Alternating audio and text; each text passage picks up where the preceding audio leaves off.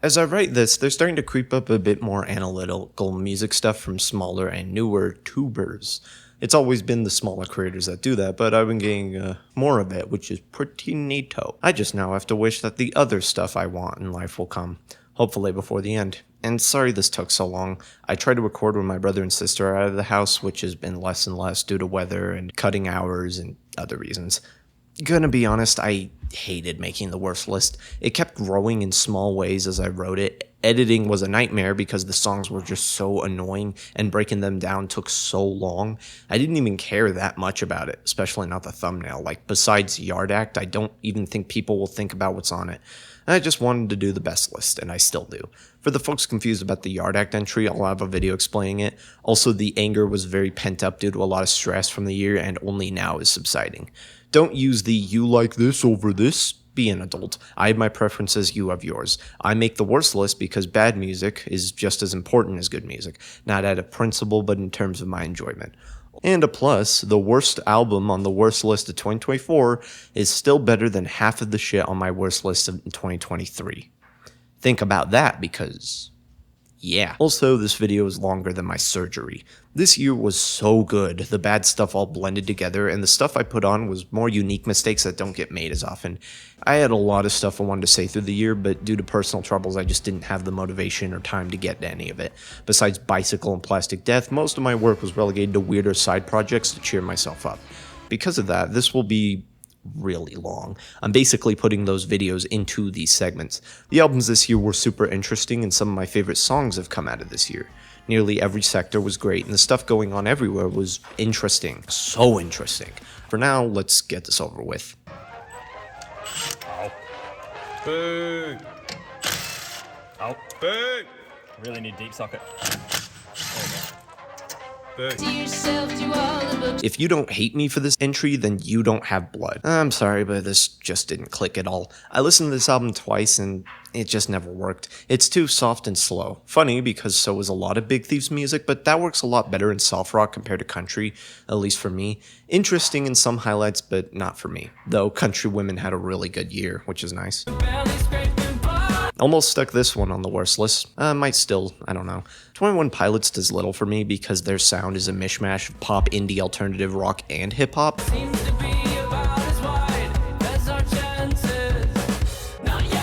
And where to one person that might rule, I don't really like it. I also don't really like their writing style, which isn't to say Clancy has no highlights, but I thought it would be, like, heavier, because, you know, it's named after Tom Clancy. This just sounds like a slightly heavier scale than I see to me. If you hate me for that, good. This is one of a dozen or so parody Christmas albums we get every year. This one sucked, but I got recommended this randomly and tried it because I didn't know the Pony fans made albums. I checked out some of their other releases this year, and you'll hear about that later. I thought a Christian album about the birth and glory of Jesus Christ would be better, but it gets kind of grating after a while. Even the music itself, which is normally sublime for Arcadian Wild, is repetitive. Follow the Virgin's child is born. To us the Son of God is given. Upon his shoulders shall be laid the government of earth and heaven. I hope this band doesn't turn into Christian Kish because they really have something special and I don't want them to just be another Christian contemporary band, especially since their last album was really, really leaning to it and that was their best album. Don't mean to shit too much on this guy, the album was just really mediocre, but boy was it generic. I don't think I've ever heard another reggaeton album that was as dull and mediocre as this. The disappointment for this one is immeasurable. I saw this album cover possibly back in 2022, my memory is a bit hazy, and waited until it came out and it didn't do anything to me and I was devastating. That album cover not working for me is so upsetting. I had recorded my entire worst video with this until the final cut. I ended up backing out because, even though it is utterly generic for a post-punk album and sounds like all of them, that album art is really nice and there are points of music where it's decent. Maybe it's just not my thing. I don't really like the 80s post-punk sound, so that's probably why. Fuck you, Maroon 5. You suck. This is my throwaway Weezer segment. Did Did Weezer not release this year? Oh my god, this really was the best year in music.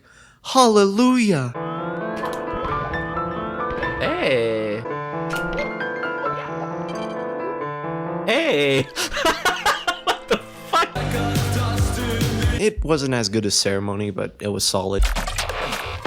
Here's a mishmash of electronic compositions, and I like it, but I wish it was weirder.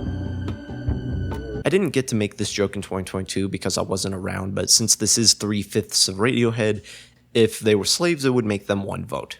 Ha ha. Doctors in Grand Junction almost killed my aunt. Wall of Eyes is the type of art rock I'm not into. Slow. It's slow and gentle, and it's just not the flavor I want from this band. They had another release that'll come later, don't worry. At least they didn't release one gigantic album. I would have slipped that on the worst list out of spite. While I found it decent, I really liked how this album explores the concept of love through violence, down to the way the album name combines tang, which refers to tanginess and sweetness, and tank, which is a violent machine. Obviously. Pop Pop Pop is a song about the joy and brightness contrasted with the violence of nukes and bombs.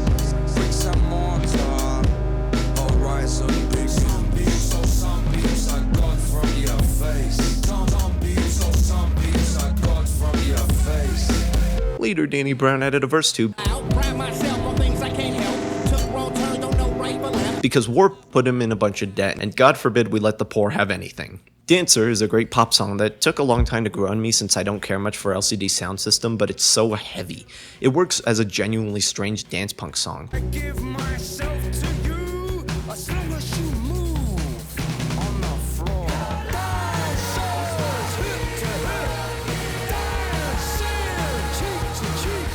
Gratitude is about the karma and pain from hostile actions. The gratitude consumes my veins. Holland Oates, I don't know, but my mom and her sister, or my aunt, used to call them holler notes because they hated them, and I find that beautiful. The weird thing is that I've only had interest in idols long after their punk highs because, frankly, their punk music never really did anything to me. I prefer their newer music. The rest of the album I don't have much to say. Next. I thought it was solid, I suppose. Gloom Division is a strange album that might need more listens to me, but I don't have time. But I just thought it was okay. I liked Gloomtown just because of how weird and catchy it is. That bass lick is superb.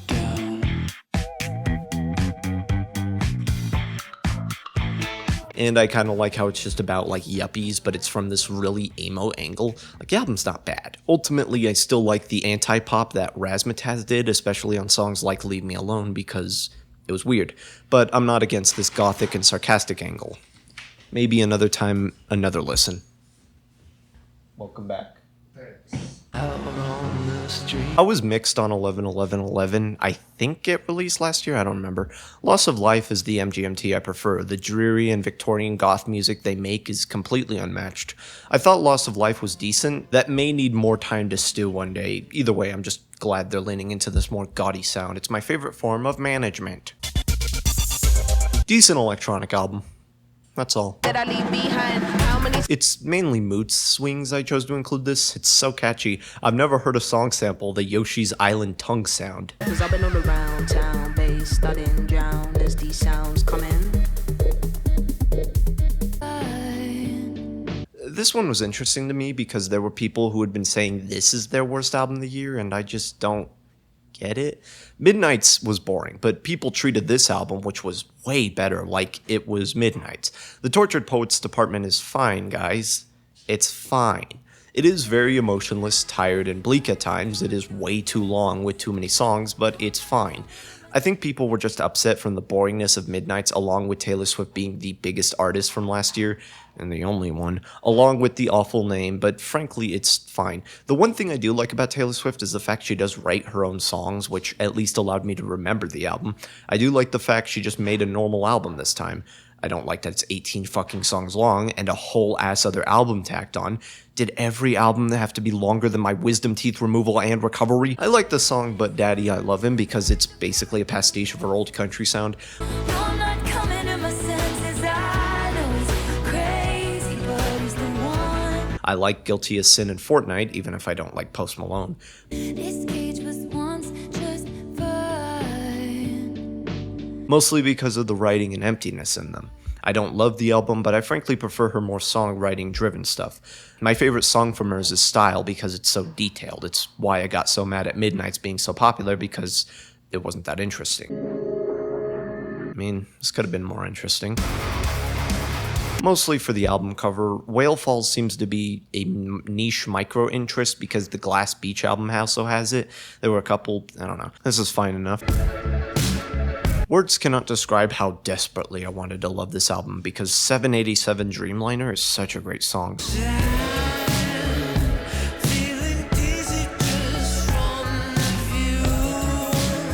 It has this dense dreamlike feel to it, almost sounding like the perspective of a cat. I think it is, in fact, being the cat next to a lazy inner dweller. The album cover is gorgeous, and yet the rest of it just doesn't match. It didn't click with me at all besides that one song. It does have a bit of a dreamlike tone to it. I like some of the indie pop, but this is definitely someone else's tune. This is mostly an emo pop album, and while it doesn't contain any of my favorite Neon Trees tracks, it has some good pop songs. Gonna lock you up and keep you like a secret. Some bands just make decent pop songs for when you're sick of your main overplayed songs. I wasn't going to include this, but I felt a bit bad because it's fine. This is Cactus Malpractice's album.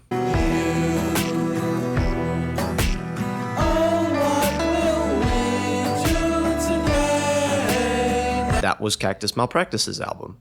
Also, Hot Pete is a reference to Hot Dad. You're welcome. It was decent. I like one song on it.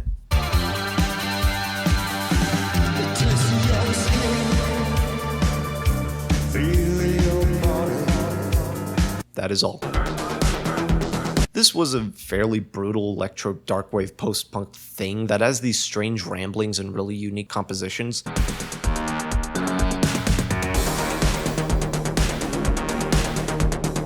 Little Red being a strange stalker anthem using Little Red Riding Hood as framing.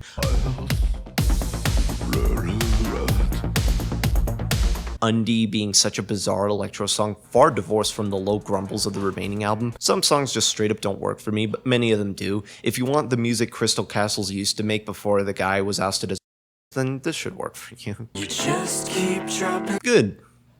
Good. Your Heart Stops is super catchy. Was it worth it at all? Until your heart stops beating, your heart stops beating. It feels like a passionate project made with friends, and I like that about it. One of the weirdest fucking albums I've ever heard, and given the shit I listen to, including the stuff I show on this channel, that says a lot.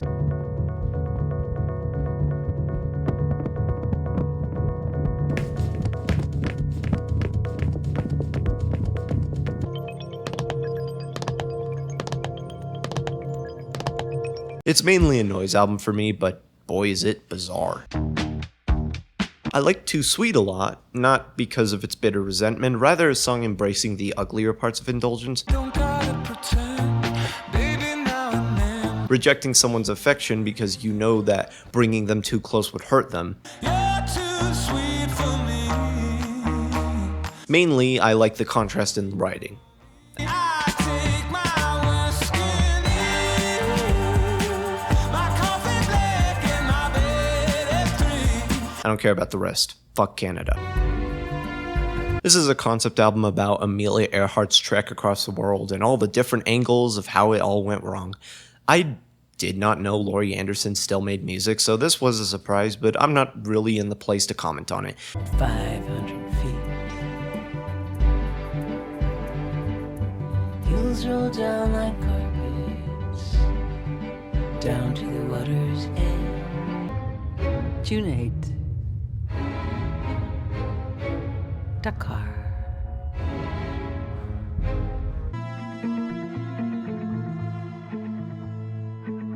It definitely has a lot to say and why the trek was important and why someone might want to sabotage it. It's also absolutely teeming with atmosphere, so if you're into experimental spoken word ambient albums, try this. You should be side-eyeing me real hard with this one. This might even be Skillet levels of cringe. I don't like generic Christian power metal at the best of times, but sometimes you just have to sink into some fast food and fuck it, it's pretty alright. Punctuation is important. Tonight we wake up, sanctify the one forever. Wake up. Some of the songs are super catchy and some of the other ones aren't. Look, just get the furries in this one before they become insurrectionists. This was a pretty good indie rock album. It has a very unique flavor, but it's not my favorite thing, but you might like it. This was a dreary and grungy album. It was also slow as piss, and although I really tried to stick with it, I just don't like this kind of slow doom and sludge. At least it was short. I really like the skills of Cupcake or Cupcake, I don't care how it's pronounced, and how blunt she can be on the album. Really good. Next. It's fine, bit slow for my taste, but you'll like it more. It's artsy. While not the best album of the year, it was interesting. This isn't really my genre or my style of music, but these albums have some really good songs in them, so you should check them out. Indie country had some good hits this year. I'm in drama class. Which caramel apple are you? This is going to make people so angry, and I love it. People hated this album, some even more than this shit, which is nonsense because this shit is worse than Bloody Diarrhea. Saviors is a perfectly acceptable album. I would even go as far as to say I liked it. I like how it confronts the absurdity of living in the now.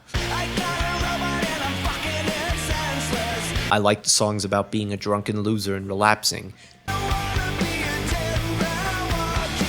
Is it perfect? No. 3 songs on this thing sound like leftovers from this shit, which is no good. Some of the songs are just straight crap. It's got 18 songs, again. I get that people wouldn't like this album. The band is older than Blue Cheese. They're writing about being old as piss, and the glory days of Dookie, American Idiot, and even 1-2 Oatmeal are long behind. I get that. But I like this album, even for its corny bits, because it gets it. It gets that living right now is violent, scary, and also dumb. Fancy Sauce being a mockery of that lifestyle, and yes, it does even say everyone is famous, everyone is racist, but it's Green Day. Everybody's famous, stupid and contagious. Everything is everything, and in my opinion, Green Day do get that. Yes, they're like 500 years old. I think people don't like the album exactly because they get it, even if half the album is frankly lame. I think the anger comes from people still being mad at this shit, which is fair because I also can't stand this shit. Green Day spent their glory days, including the latter punk days, being iconic, which means that for them to have finally hit the aging old boomer age can suck. Especially in this style, because it means they're finally done for, and they're not playing into what most bands do of just existing in their legacy. They're getting in the way.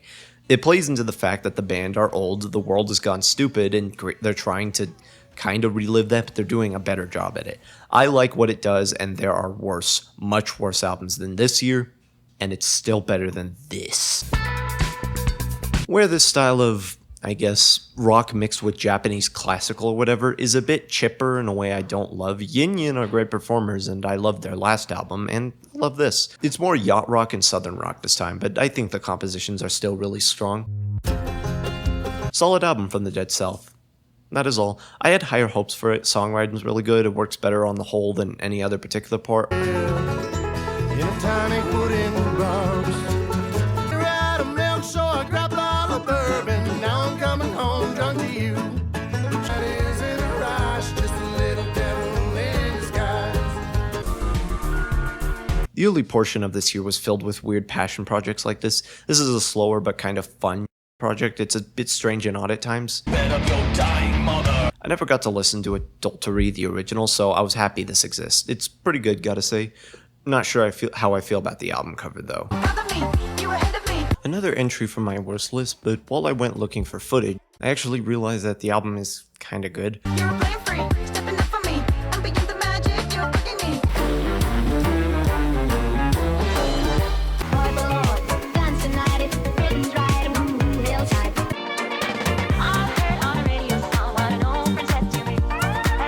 I think the main problem is that the mixing is kind of flat. Songs are fine, but there just isn't enough punch or power in them.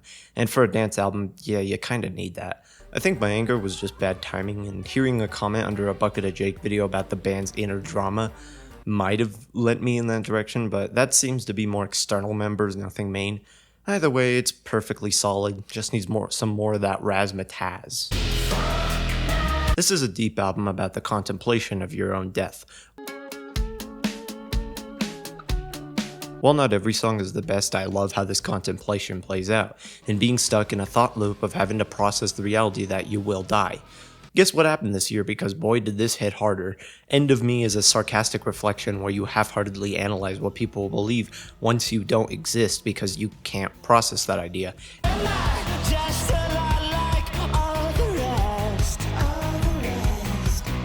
If a tree fall on me, will it crash or just fall silently with a beat? Explode is about the grief driving you to do everything in the short time you have because you don't know when you'll be pulled out. And my friends will ask when I will relax, and I say, when I die,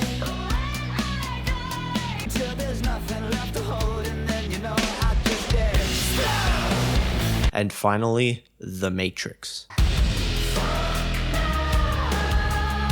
Because the divide between the line of finding a place to settle and be comfortable clashes with the reality that death is inevitable, everywhere, and will catch up. Mama always said you got to find yourself a mantra. Why would you find yourself a meaning when you can hide from the world around?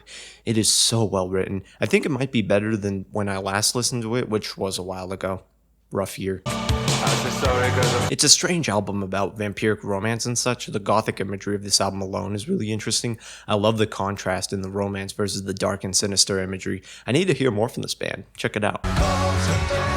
This band reminds me of Queens of the Stone Age and the Villains era. Language and Deserters are my highlights. Really colorful and grimy. I liked it. Good album cover. Way too long, but it was a solid enough country album. I did wish it leaned deeper into country as a medium, but I think Beyonce's choice to still include some music that sounds more like her own style is swell enough, even including some interesting figures like Shabuzi and up-and-coming country superstar Dolly Parton.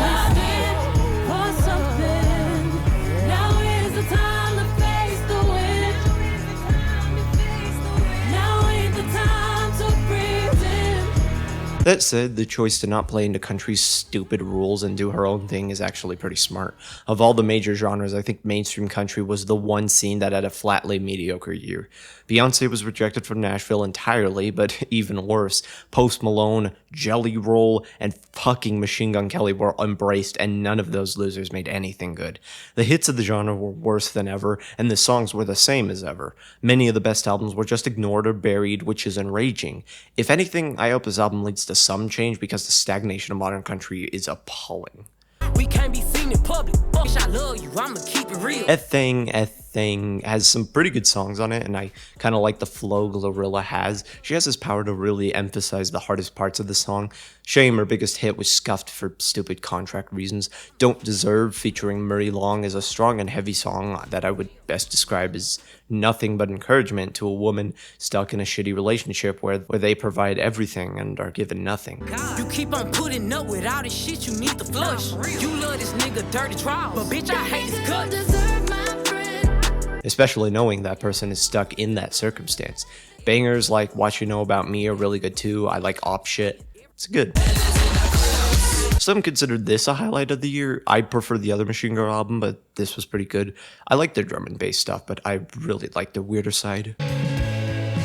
Besides the gorgeous album cover, this is a really soft art rock album. It reminded me of why I love bands like Nothing But Thieves and Spoon. It's wide and colorful, it's strange and artsy too. Give it a shot. I Smell was one of my personal favorites from 2020, so I had high hopes for this album, and I cannot express to you how let down I am.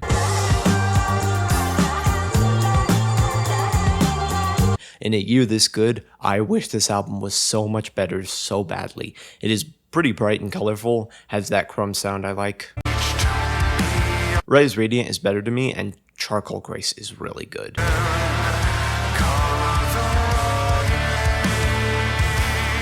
If you haven't heard this kind of progressive metal that's super atmospheric and composed, give it a shot. It's really heavy, but it's like, nice. How is this meme shitpost of an album so fucking good? The Garden of Ben Ben anthem is great, the Skeleton metal song is great. In my last moments, honest alley served to brutal agony.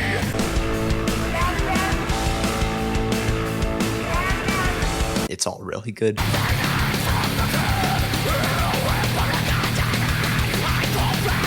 It sounds like someone who loves heavy metal and loves goofing off, combining the two into a really good goddamn album. Check it out. Always on my This is not here because I'm trying to be some contrarian for the record.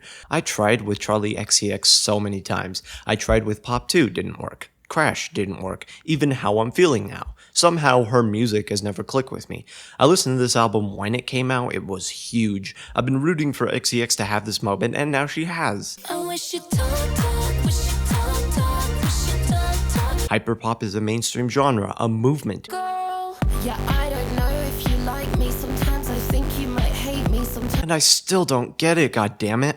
The album is really good, really smart, and maybe one day it'll click, but no, I only liked it lightly. My highlights are B2B, Girl So Confusing, and Talk Talk. back to back to back to back to back to you. I wanna go right back to us. Maybe you should run right back to us. Charlie's style of hyperpop is really dense and interesting. The writing is really good, but half the time it just doesn't work for me. I will say that So I is worth the listen alone if you're skeptical. It hits really hard now after a death in my own life. Every day, every night, your star burns so bright. Why did I put you away? I was scared sometimes. Always on my mind. Every day, every night, your star burns so bright. Say that I love singing these songs you left behind. Brat is really well written. Fuck the people bashing the genre now that it's mainstream despite not having a lick of hyperpop energy. Go to hell forever, all you posers. Here's a twisted and dark medieval folk album. I shouted this out in a video intending to do a different album, but I didn't.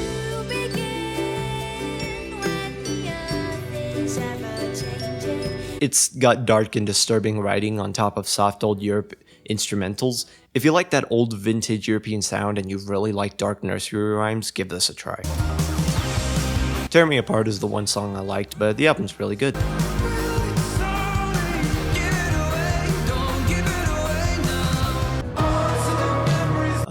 I liked it.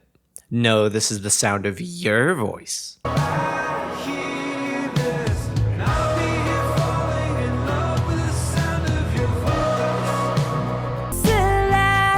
I gave Lauren Anderson a shot in my attempt to find someone else, but this is the same flavor of country blues rock that Anderson did. Don't leave the rat. Drink someone else's juice and let only the rat. I think this album is better, to be honest, entirely out of preference, but I do like the more dragged out vocals and country twang this album has. It's got some good southern rock power. You know it's a good year when Cock Monster 63 releases an album. It's a solid enough indie album with hints of noise. I like the art.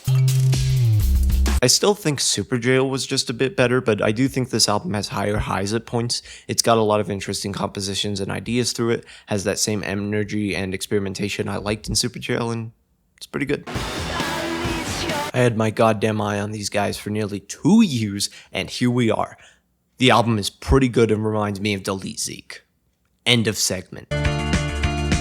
This is a singer-songwriter from Mexico, and I wanted to shout it out because it has some good compositions. Don't know what he's saying, but he sure is saying it in a way I like. Hope he isn't advocating for the death of all rabbits or something. That'd be a wacky scenario.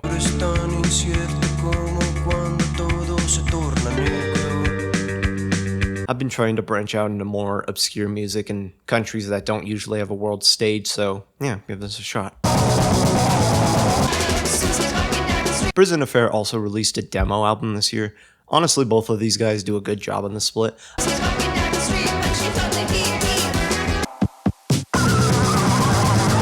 I like Prison Affair's flat and fast-paced style and Snooper's weirder style. Can you fucking release a full one? This is a long, foreboding ambient album that is about 90 minutes long. It's a long drone project that almost sounds like the empty insides of a foreboding cave, exploring the kinds of insides that reveal some inner eldritch horror. It's really eerie, and this is another Evening Disclosure album? How many albums did this bitch release? I have a bit more to say about this. Coin's prior album, Uncanny Valley, had some hard-hitting pop songs, though this one goes more in a pop rock direction.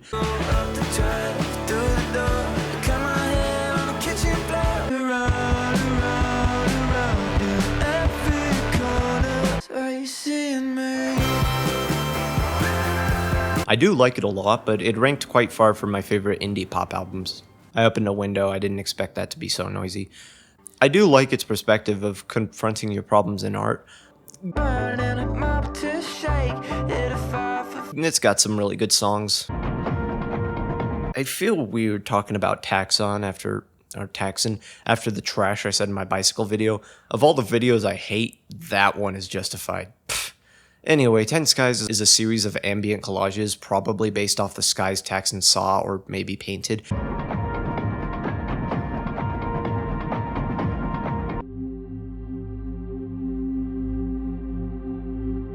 Maybe it's about 10 skies on 10 different planets. Maybe it's about the forest fires. Bad year. I think one song about red skies is about forest fire because boy do I relate to that topic. I still have some dreadful images on my phone from a couple years ago during the worst forest fires of my life when going outside was basically Silent Hill. There was a period of time where there was a fire evacuation warning for a county near me and we were discussing if we needed to evacuate, and this was when my mom was bedridden and sick, so scary. That's all. I liked it. You'll see Bicycle on the best list, by the way. I got lost one day walking home and ended up spending 3.5 hours trying to get to my complex, and half of that was spent listening to this album. The other was The Offspring and the Machine Girl album. It slowed down time. Songs of a Lost World is a depressing reflection on death and the loss of someone you love. It's dense and widely orchestrated, though not my favorite type of music. It is pretty good. If you're lost and don't know how to get home, don't listen to this album and you'll be fine. It feels like an album really focused on that blatant sadness that comes at the face of loss and death, about how losing everything just keeps coming, and eventually you realize that a lot of the memories you have are just not... I kind of don't want to talk about it, so I'm going to move on. I don't even feel bad putting it this low. Black Midi, one of the most creative and frantic noise rock projects we ever had, broke up or went on hiatus depending on how much you care, and are working on side and solo projects. Here's the new sound, Group's newest incel concept album featuring both the members of Black Midi. Why did you guys break up if you're just gonna work together again? About the mediocrity in the narrator and finding an easier woman to settle with, only for that mediocrity to ruin him as the relationship falls apart, as he imagines himself out of it in a much more interesting life than he can end up with. I liked it, but it was very long, and I'm not huge into these incel think pieces. There's been a few of these this year. My favorite song is the one with Seth Evans on it.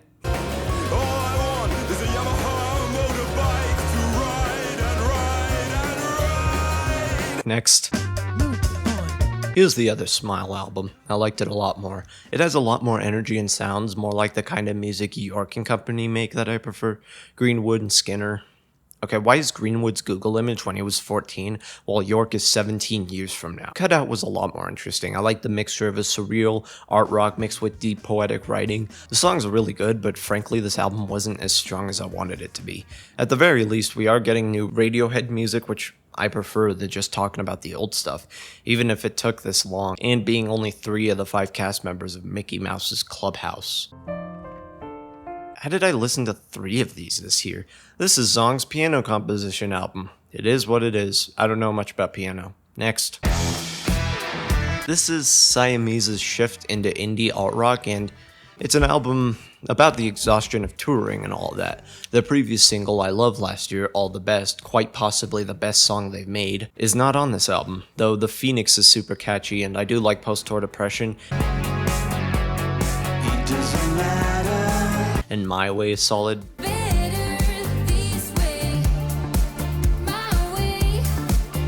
But I guess I was just not expecting the band to go in a darker direction. I'm not against it, and the music is still good, but man, if All the Best was on here, I think it would fit.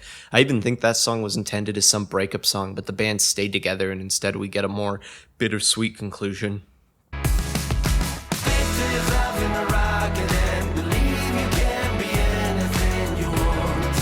Good, especially for an electro rock album, but it's a bit all over the place. Not as great as Solosis' previous album, but the song I want to highlight is Sour Ground.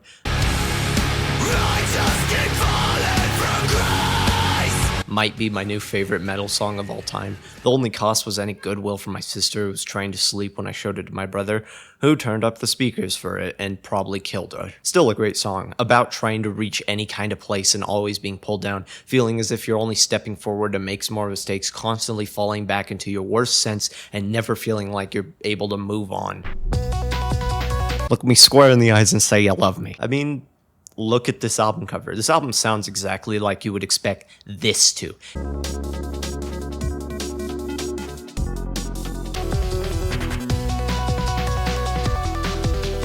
It's got a bunch of strange, unique, and interesting electronic elements. Check it out. If you're just looking for a normal-ish rock band, here it is. I really like Hate Me If You Want and what we're doing here. There's some of the most unique mixtures of indie, alt, and pop rock I've heard.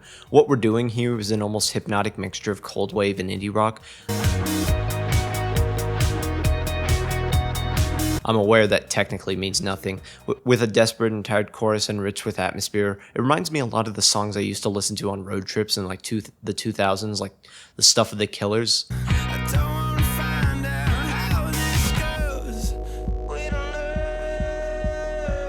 Reminds me of Read My Mind. Oh, I love that song. Hate Me If You Want has an almost ska-like chorus of chords, the kind of pop rock about being in kind of a weird relationship where you're just being yourself and the other person can't stand you. Wonder why I related to that.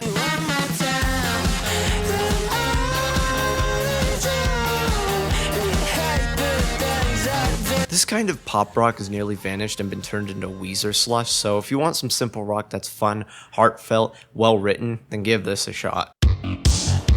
This is a strange, almost concept-like new wave album that feels wide and euphoric. While it has a lot of great compositions and such, my personal favorite was Tear It Up, which is an almost industrial post-disco track.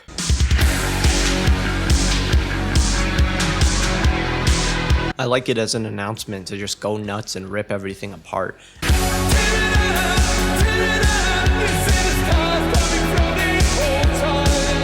As a song where you realize that everything is kind of dying and your only real option is to just run away from the fire and find yourself away from it. It rules as a dance track, super atmospheric. I'm not sure what any of it is about because it's half in French and it's French Canada. However, this album is loud, energetic, unique, and theatrical. It might be a concept album, you should try it out. Yes. Yes. Yes. It should be called Sweet and Sour, but whatever. Since this year was super interesting for pop music, I gave some of the pop women, or pop girlies as the stand-ups say, a shot, and Sabrina Carpenter's Short and Sweet was honestly really good. I like the angle of this venomous and pretentious pop star that Carpenter takes. I'm working late, 'cause I'm a singer. Writing songs like Please, Please, Please entirely about asking a lover to not be an embarrassment when she's out. Please, please, please, don't bring me to tears when I just did my makeup so nice. Obsessed by image alone. I like it because although we have figureheads like Cher Lloyd and others, Carpenter plays it well because she's not obnoxious. It's a subtle kind of venom that I find interesting because it's all insecurity. Beg you don't embarrass me, motherfucker. The narrator is obsessed with her perception. That said, the album is still a normal pop album, so don't get too excited. Yes. This album is filled with really intense emotions. There's a song on this album about Rhapsody having to come to terms with a relative having dementia, and each time going over to see that condition fester and slowly take over the one she loves. The things we go through, baby. I pray you never feel alone. I'm here for you, sitting in this hell like me, Shaq. My soul boils. Tears feel compelled to put my fire out lately. It hits really hard, and the album is filled with writing like that, including a therapy session and lamentations on surviving day to day. You know, so yeah, I just wanted to be real. And then the latter half feels a bit weaker. It doesn't hit as strong as the first half, and the album kind of fizzled out by that point. Still, I do recommend this one for the deep emotional gut punch that is the first half to early middle. The deluxe version of this album has the instrumental section as its first half, which is really dumb. Anyway, Tell Us How It Ends is a solid enough metalcore album. Was a bit let down because Holy crap, that is an incredible album cover. That is genuinely stunning. It's got this warm atmosphere surrounded by crows. It's strange and ethereal, yet oddly distressing, and the album is mostly good. This was a pretty unique emo metalcore album. I think it has some real visceral shrieks in it. I like the paranoid writings that have this autistic angle almost.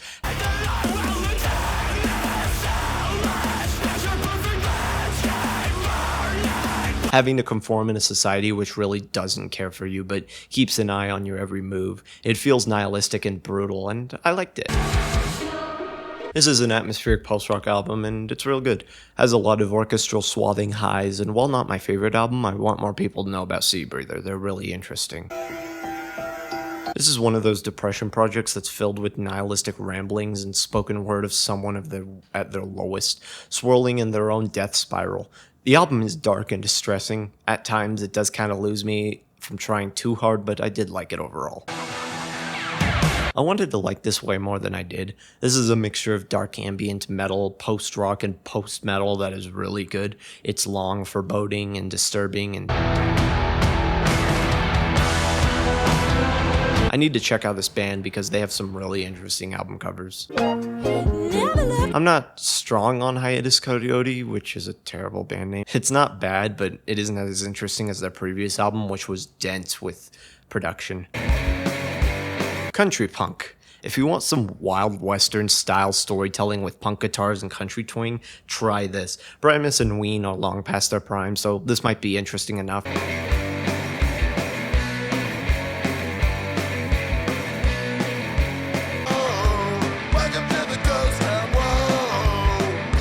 It doesn't have the same writing chops as those guys, but it's really fun. I don't have words to describe this album. It's a wild funk rock album that kind of goes all over the place. It's really catchy and interesting.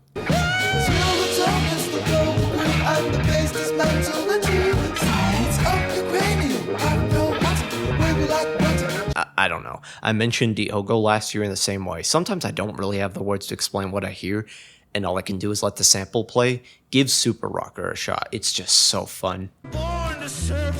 While I do really like the style of Amigo the Devil, this harsh mixture of folk, bluegrass, country, and horror, all tied together into alternative writings of struggle and rejection. I'm going to heaven.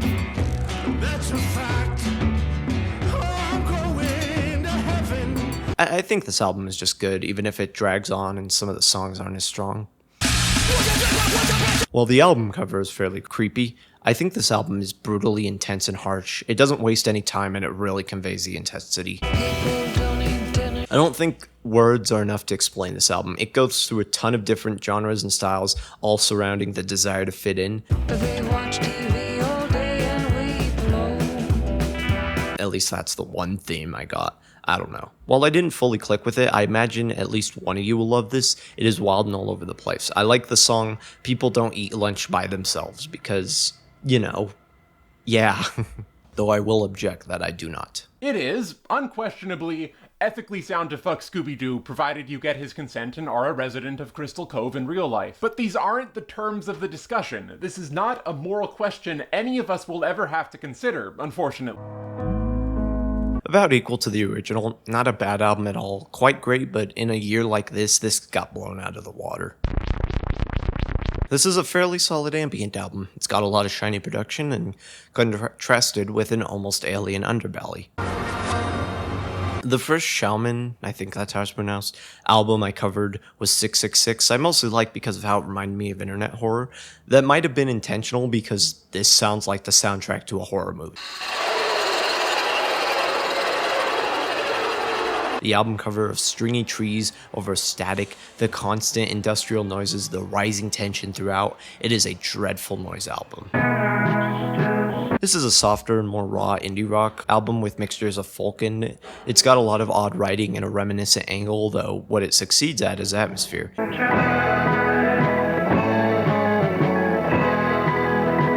If you like the more raw and older material of popular indie rock bands, check this out. It's warm and introspective. I kept an eye on this before it released. Really goddamn good hardcore punk album. My favorites are the preview track Seatbelt Alarm Silencer and Everywhere is Bad. The album as a whole really does dispel how obsessed we are in this world with how little we control it. The latter being this great track about how everywhere is a shithole and everything sucks.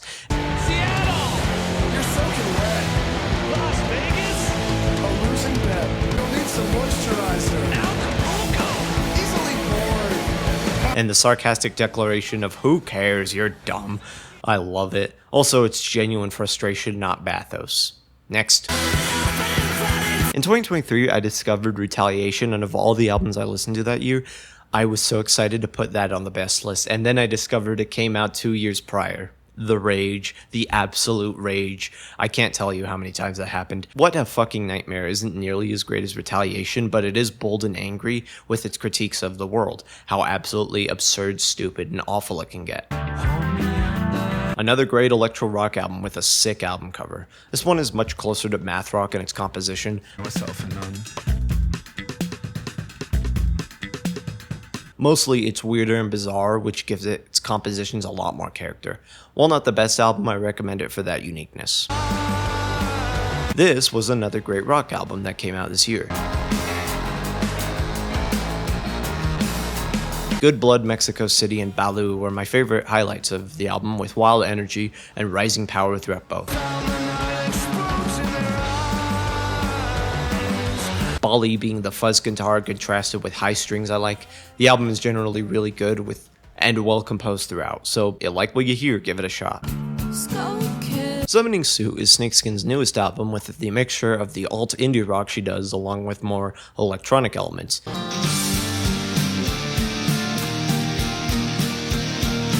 It's one of the sharper acoustic albums I've heard. The deep cuts are longer and more detailed. Like with Lucy Dacus, what I like about Snakeskin is the very casual and ordinary writing in it, brought to a wider and more exciting perspective. Dacus does more of that perspective from a younger feminine one, but Snakeskin is more experimental and strange. The album is great. I gave this a shot for the album cover and was surprised how high it was for this year. I think this was another contender for the best list, but I ended up cutting it. The last Space album was Clutch's self-titled, but this one was more electronic and dance at times. 1984, now we're dancing.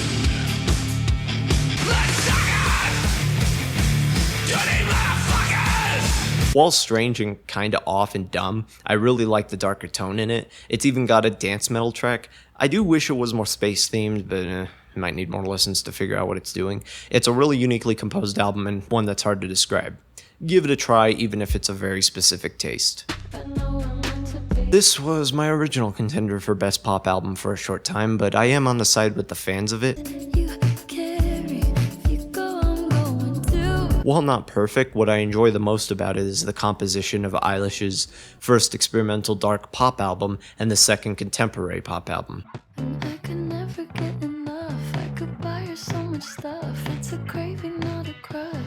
While the hits, like Birds of a Feather, Lunch, and The Diner all embody this, I'll spare you the time and go for my second favorite Eilish song, Wildflower.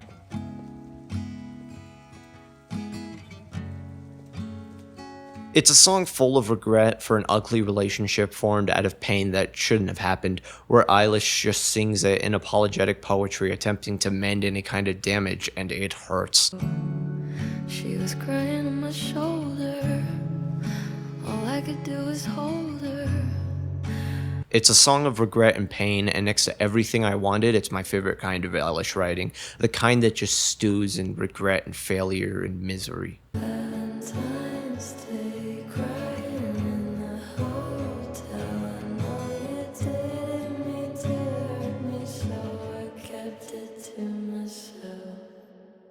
Thank you. This is the drummer of Maroon 5. I tell you this because although this type of music isn't really my taste, the fact this fucking guy is in that corporate void of a band and makes music this creative and good is an insult to the universe. Cape Down to Caro is a genuinely unique and rich sounding album of soft, rich everything.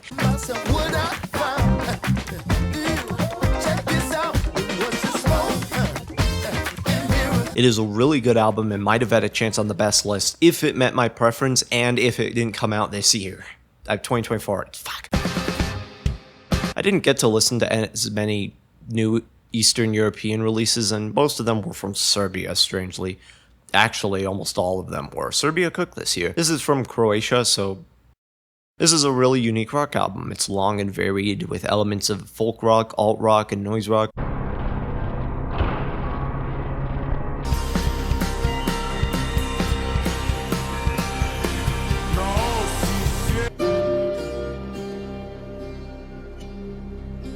I really enjoyed its creativity. Give it a shot. I need to learn the lyrics of these fucking albums, man. Poppy has had a strange place in metal and pop alike. Her beginning came from making anti-pop early and satirizing the idol and the pop star phenomena. However, when her producer was ousted as a pig, he left the project and left Poppy to figure out what to do with that relic.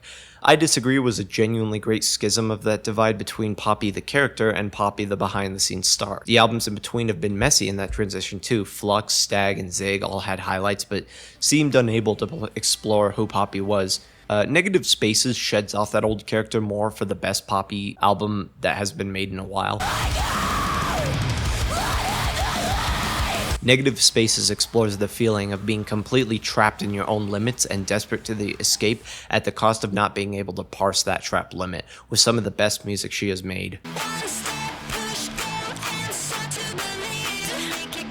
And I think what makes this album work the best is it's the first album where it doesn't sound like she's trying to play the character at all, but rather just trying to make a metal album, and I think that's why I liked it so much. Honestly, I think the old Poppy kind of needed to eventually shed. Not necessarily because it couldn't work, but more that the thing it's satirizing is so far in the past now because of how much pop music has changed. Fuck!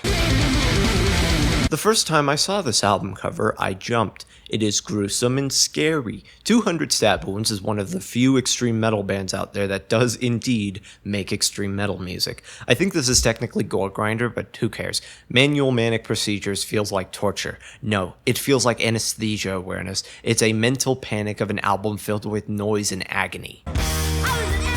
I like Australia's punk scene so much because they have this grit and attitude in their culture that adds to the rebellion. The Chats were the first band to show me this, having such a close tie to authentic punk culture that hasn't been lost in time like Here in Hell. Cartoon Darkness has highlights like You Should Not Be Doing That and Do It, Do It.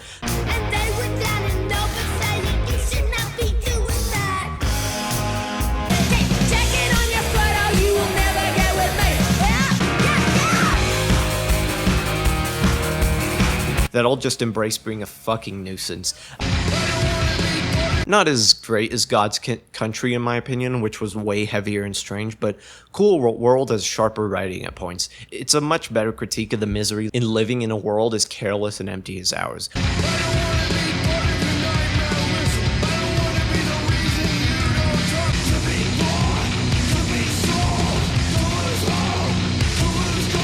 Because it's mostly talking about how honestly, it's just so much more nihilistic than God's Country that I think that's what's pushing me away. God's Country is a song about having a bad experience on some substance, Wicked Puppet Dance, and my favorite, I Don't Care If I Burn, which boils so much in its anger, it just feels like the perfect prelude to the album. And Cool World doesn't have anything like that, but it works better on the whole of it. I may have dwelled in that kind of misery, but there's a point where I can't really follow.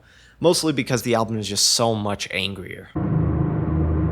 You know, as far as noise albums go, this one by Crustpag is actually pretty great. I don't know how to explain it, but Portal's Eroding is a strong-ass noise album. I really enjoyed this one. Good work. What's it about, or what's it steal? Yeah. Before I begin, though I didn't pay much attention to the beef because I knew the outcome and what I will say, to release two of the greatest hits of 2024 to celebrate that victory again and again, record an entire video just to take another victory lap, and to not even put it on the album, that is restraint. Anyway, GNX is a complicated hip-hop album about to take two songs I love, Squabble and Peekaboo, not to be confused with Peekaboo by Superstar Cocomelon. Actually, I have no idea. GNX as a whole sounds like the way culture expresses itself through purchase, as Kendrick stands before a vehicle in black and white like a celebrity posing to sell a brand, to sell your entire self in order to make money just to survive, but at the cost of your humanity. GNX is also the first album where Kendrick isn't trying to represent something, which is probably why I was able to listen to it without being intimidating. What it truly succeeds at is being catchy and bouncy. Hold up, where you from? What they talking about? They ain't talking about none. What they talking about? They ain't talking about none. What they talking about? They ain't talking about none. What they talking about? They ain't talking about none. Also, I learned through this beef that Kendrick is a black Israelite. We'll sure see where that takes him, but he hasn't vowed for Zionist supremacy yet. We'll see what the nerd does. In My Bones is a dark and twisted lullaby in soft indie rock about dysphoria. Lyrics where the narrator envies others, feels like a corpse filled with bugs,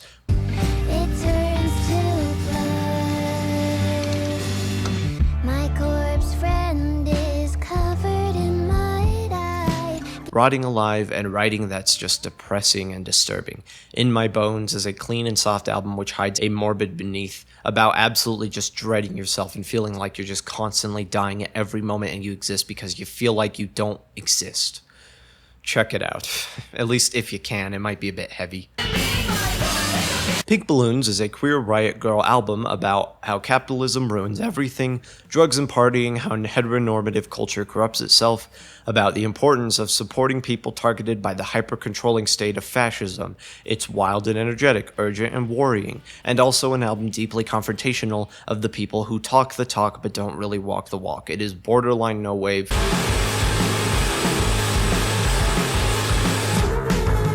The only reason it's not on the best list is because there are like a million other albums on it. Oh, it's been an hour, I'm gonna die. I think if I enjoyed this kind of slower music, I would like this more. Blue Night is a quiet temptation on the night itself. The songs are quiet and have this deeper, silent tone to them.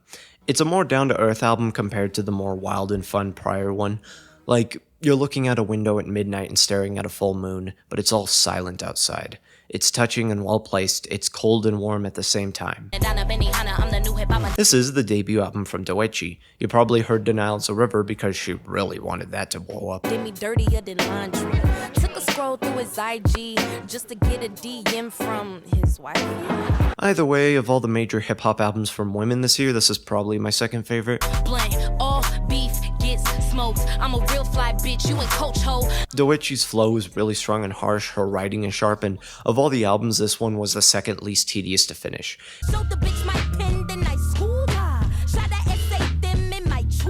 If you like the kind of rapping Doja does on her songs, you'll love this. Nissan Ultima is the kind of power flow and harsh beat over the softer contrasted instrumental that shows her skill. And Catfish is just a really good song about, I mean, it's in the name, and it's just the weird enunciations in it. I like this album. This one only won out because it's very short. A lot of the albums this year dragged on so long, and while Alligator Bites did not, this one was the easiest to finish. Crushed by a boulder, scratching at the fleas and another day older. It's got fairly sharp and depressing writing, and my only complaint is that I'm not huge into this kind of jazzy, conscious rap. Still, it's a really good album about recovering from injury. Generally, of course. This is a remaster of an album from 1987, and while Gala's had a fantastic album 2 years ago, I put this here because this is an album about watching suffering from a long distance away, written originally in Greece while the AIDS crisis exploded in the US in the 80s. Living in the US now, this album is a non-subtle allude to how the world is now. You don't need me to tell you about any given crisis in the world happening now, or even the one happening in this fucking country. So much of Gala's music then and now is just about watching suffering from so far away, helpless to do anything. I mean, even as I was working on this video, the fires broke out in LA, and that just fucked everything up. I have a family member who used to live in California on those exact mountains that caught fire, so I hope it doesn't happen in Colorado. Here's another album on everyone's best list except mine. It should be on this one, but again, I am me. If you like Kate Bush's music, you will adore this album. It's some of the most unique electronic compositions, combined with songs of ambient, pop, acoustic, and disco.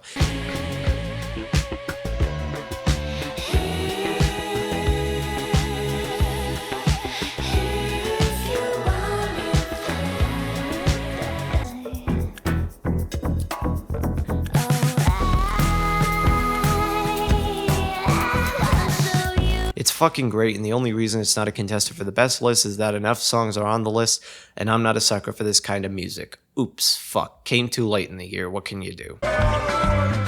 This was Deep Cut's album of the year, and I see why. This is the absolute strangest sludge metal album I've ever heard.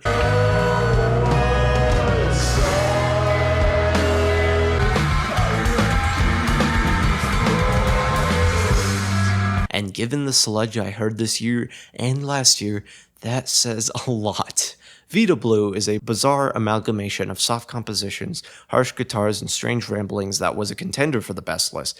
I'm not one for the slower ooze, but this album just captivated and kept me in. Try it, it's so interesting. Africa Victim was one of the best albums of 2021, and it put Madar Mokhtar in the spot, but Funeral for Justice feels like the more urgent and important album. It contains the same great Nigerian grooves that made the band great before, just paired with the more important commentary on how the Western world is taken from Nigeria and demeaned it, while also using that anger to reinforce unity against said world.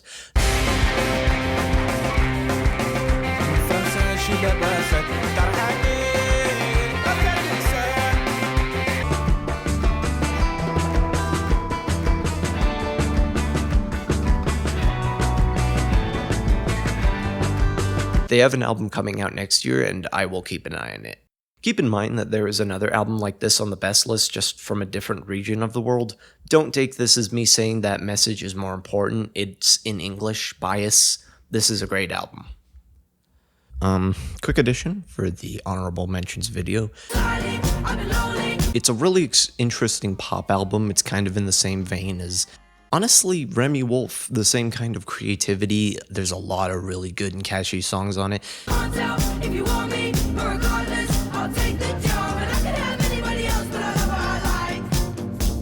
And it tells a narrator of kind of this mixture between trying to get away from someone who just doesn't care about you, and then having that moment in the relationship where it's like, you noticed me?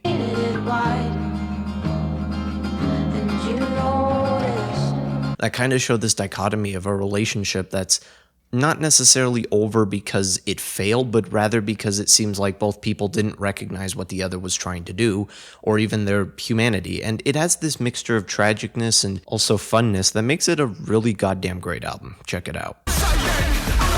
That might be in the cut section, I'm not sure. For me, this was a really fun electric punk album in the same style as like Black Dice, where it's mostly a mixture of a lot of experiments, but a lot of it is really catchy. The lyrics are really fun, and there's a lot of cool guest verses on it. It's a fucking wild experience throughout, and I highly recommend it. If it's in the best list, this segment will be cut anyway, but that's something to decide in the future. 60,000 followers. I'm not supposed to be in here. Hi. This is, I don't know. I think it's Iranian, but it's from Paris. I don't remember. Possibly a re-release, possibly came out last year, yet it kept my attention for at least 27 songs. I heard it in an overpriced Greek restaurant with good food. Next. This is a really good rock album. I think its old re-release is shit. Check it out anyway.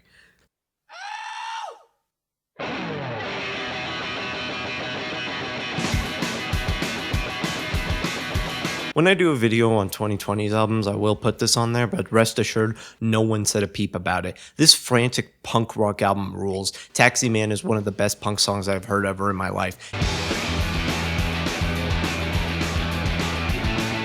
If you want some hyper and loud and energetic punk music, listen to this, please.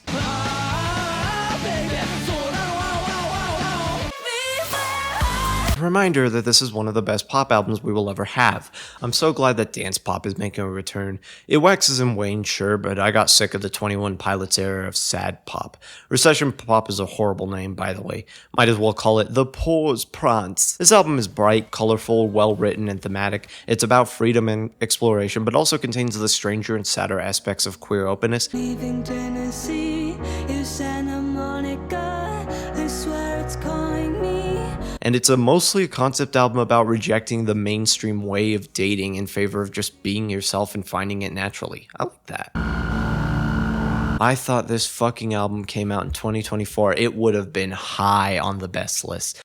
It came out in 2018, a different great year in music, and also 6 fucking years ago. I'm so mad. I'm so mad! I'm so mad! Cracked on Sale is a mysterious album about the regions of the world man has not explored, whether it be space and the strange signals that come from up there, or the deep ocean, the mysteries we have yet to explore.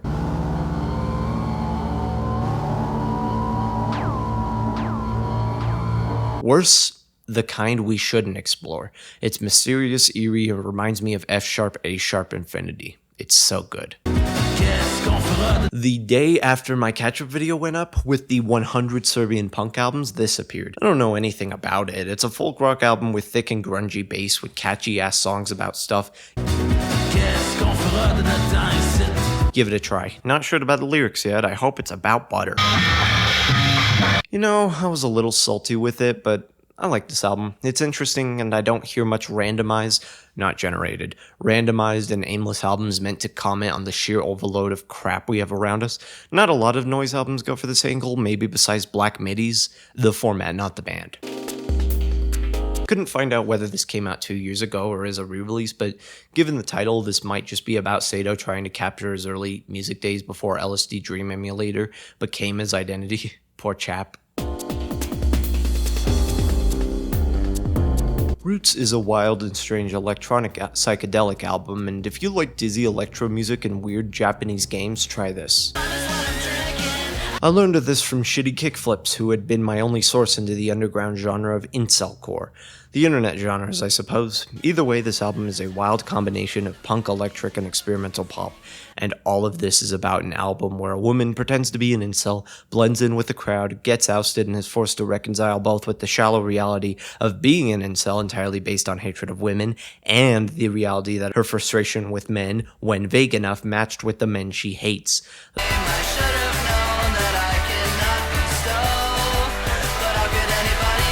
The story is wild, the album is great, and what the fuck are these album covers? There really aren't many post-metal albums. It's such an obscure niche that most would tack it to post-rock, but here is one of them.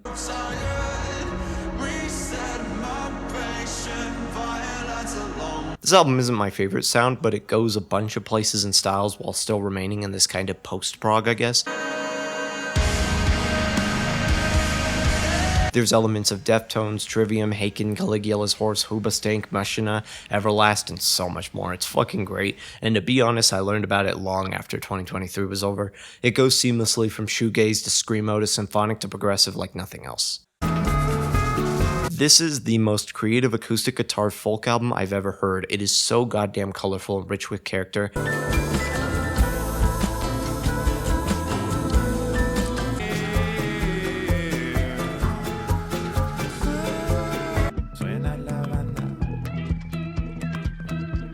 I have too many albums in this segment, listen to it.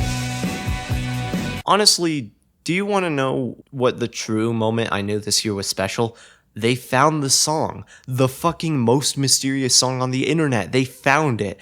It's this little underground post-punk band, Fex, and they even had a second song.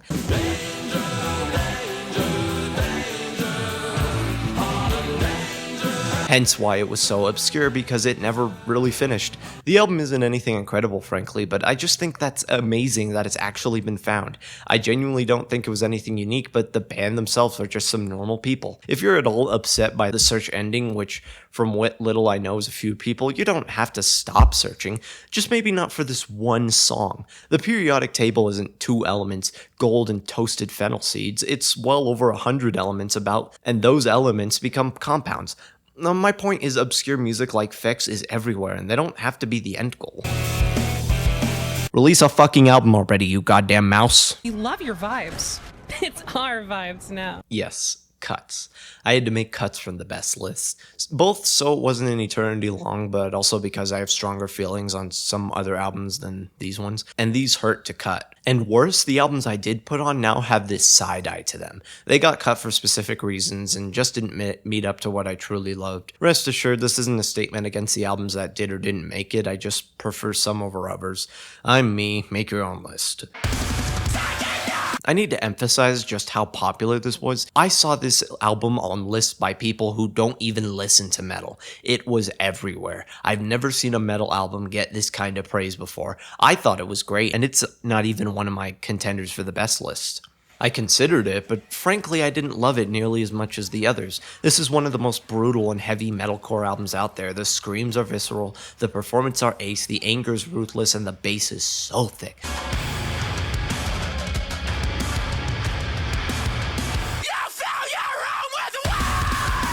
The mixing is so crusty and thick, but it's still clear and visceral. Any other year, this would have probably slipped on for me, but believe me, my best list is clogged with great heavy metal. If you even have a finger towards the pulse, give it a shot. It's harsh. I put Hurricane Louie on my best list last year, and this album was not that far off. It is brightly and brilliantly composed.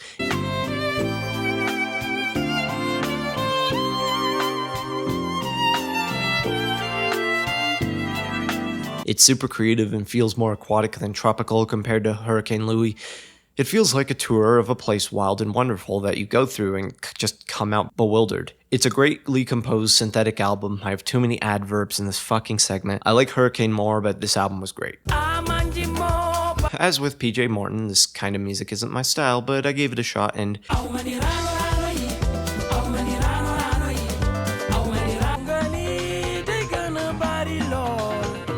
Again, it was great. The colorful compositions, the catchy pop mixture of Afrobeat and the other ones, I don't know them. I'm from this country and it's on fire. This was another contender for the best list, by the way. It's so good. Be mad at how good the year was. I can't describe how desperately I wanted this on the best list. I liked it so much. This is a mushroom music album that can either refer to the strange, spacey landscapes of alien video game worlds or even just the experience of mushrooms itself.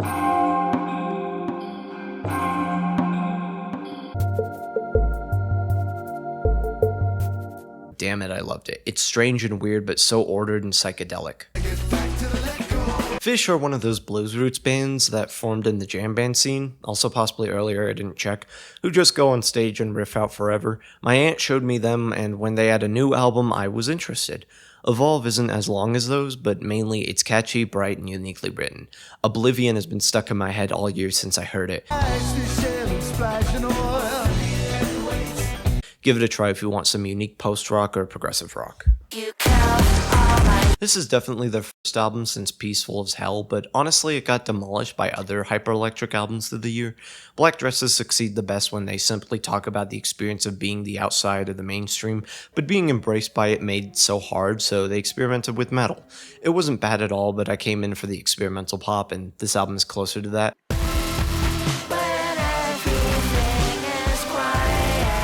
It is way too long again. Black Dresses say this is going to be their last album, which is what they said the last 7 times, so I assume they're going to make another one anyway.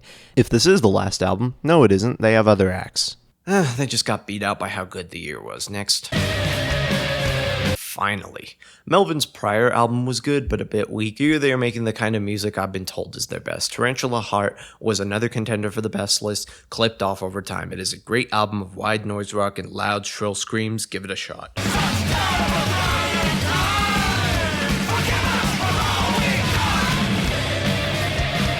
Don't eat before doing these fucking recordings. Especially if they're over an hour long.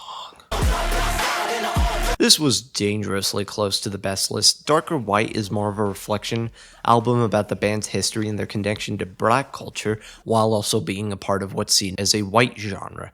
Rockin' like this as a POC? Oh, you best believe. We are the reason that started. We made the blues, they more harder than any person would ever try to believe. There are songs about disaster tourism and people seeing black culture more as a commodity.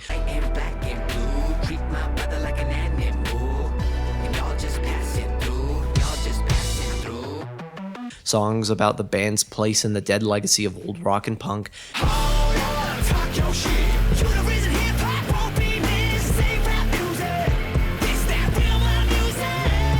And about the importance of black solidarity. It's loud, intense, and only off the list because of how good this goddamn year was. I need to stop repeating myself. The funny thing is, the first time I learned about Fever 333 was from a metalhead, and I was put off by how intense and far left they were, but years since I came around. The This was a slower album, so taste and shit, but frankly, it's really interesting.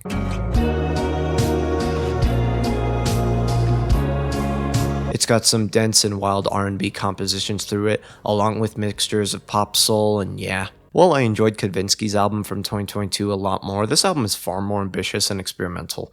If you enjoy this stuff, give it a shot. I don't think I can explain how badly I wanted to slip this on the list. I know it's my choice and I could put it on, but again, I have my preferences and I can't do every goddamn album, whatever. The Great Impersonator was Halsey's album about their child sadly passed and them processing that pain, along with dealing with the fact, but I'm a famous pop star though. There's this infantilization in the album regarding the fact that Halsey sees himself as this miserable famous pop star with everything, but the feelings don't count. I'm a freak, yeah, I'm a psycho. I feel so good when I am hypo. Manic, I'm mechanically up all night though. Took another dose, but I don't think it's micro. There's this sarcasm in it that gets worse after the death, and those songs are harrowing. I also really like how each song is a different flavor of alternative rock, from grunge a la Alice in Chains, From someone exactly like me. No. pop a la Avril Lavigne, or as my young self called her, Avril Lorgan, and even some of the rock made by Paramore.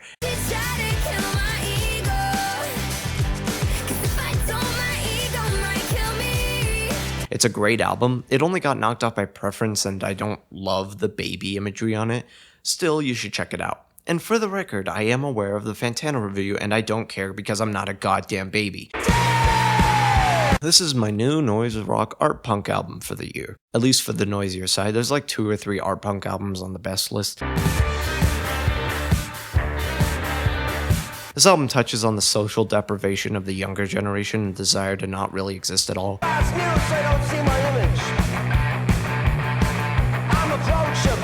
It's bleak, heavy, catchy, and honestly has a perspective that's pretty interesting, which how much it leans away from absurd. It's blunt. The Thief Next to Jesus looks at the way black culture, including from the 18th century, really ended up absolved into Christianity and the strange relationship with it, where they would believe in the greatness of Jesus yet still see the way white Christians treat them, along with the religion of black America and the strange divide in that. Probably believe highly if I didn't, it'll probably be smoke. For me, you never see glow. It's a geniusly written album, but the only reason I know about it, likely you too, is that Ka passed away. There's a lot to say about how hip-hop in particular suffers from this posthumous release situation, where a beloved rapper dies before their music can really get out there, which happens because of the way American culture disregards black lives and figures entirely, or pickpocket any value they can while throwing them out once they fulfill that artificial role. It comes from the long history of medical and neglect and abuse on black bodies in the country, and it almost makes the death a bit darker because of the religious angle. After all, Jesus was treated as any other criminal at the time, yet what is ignored by white Christians is that Jesus was crucified next to ordinary thieves who he would likely hang out with. He hung out with the poor instead of the prudes and the rich. He was a figure for the poor, and it almost feels like the album is calling that out. And still, it's Ka that's taken away. Baytopia was one of my favorite albums from 2022. It was this large album filled with depressing songs of abuse and love all throughout. It sounded like nothing else. This Is How Tomorrow Moves feels like the more direct of Biba Doobie's albums, in the same alley as Mitski and Rina Sawayawa. A fairly direct album about the confliction of being successful, so far away from home and processing where you go, being away from your home. At least some of the songs are about it. It's melancholy and numb, but honest and well composed. They're doing it again. I liked Ricky and I loved Nisamono, which was absolutely fine-tuned soft pop album. Shimbagumi is a lot louder and more wild. It's got more catchy pop hooks and was a contender, but also I listened to it near the end of the year despite that. Still great.